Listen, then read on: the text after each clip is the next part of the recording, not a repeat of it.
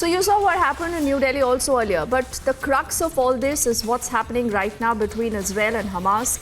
Now that war, ladies and gentlemen, has continued at least for over 2 weeks now. And clearly there are questions being raised as to what happens next. When is Israel going in for the ground offensive? Is that delayed? What is the role of the US here? The US clearly wanted a largely peaceful West Asia because Joe Biden also, remember, is looking at elections next year.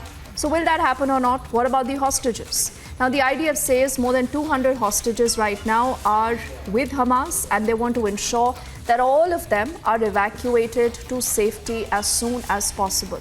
And then there is also a concern about a lot of civilians who are still caught in that crossfire, both in the northern and the southern portions of the Gaza Strip. On your screen again are images that have been captured by satellite that tells you the extent of this devastation. The death toll, in the meantime, continues to rise. Republic also has its eyes and ears on the ground. Our team has been relentlessly reporting from the war zone for you. And this is Gursimran now, who is giving us a sense of what he has seen through the day and how he believes the situation could pan out from here on.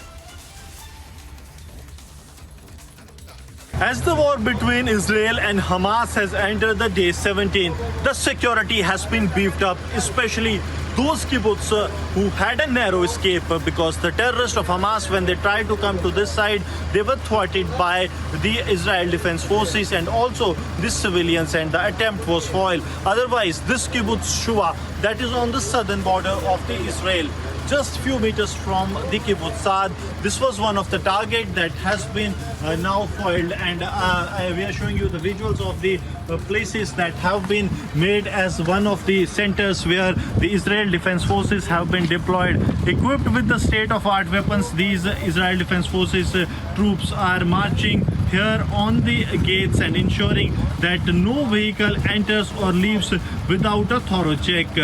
Be it with the Negev or the Tavor guns, they are heavily armed and they are ensuring that any attempt to destabilize this area is foiled well within the time. We have seen time and again that how there have been attempts from the side of Hamas to inflict maximum casualties to these areas, and these troops of the Israel Defense Forces, equipped with the state-of-art weapons and heavy arms and ammunition, clearly plans that any attempt from the adversary can be foiled. And also we have seen that in the kibbutz that are at some distance that have not been hit, there the civilians have been deployed by the Israel Defense Forces, and the permanent and the temporary control rooms have also been established.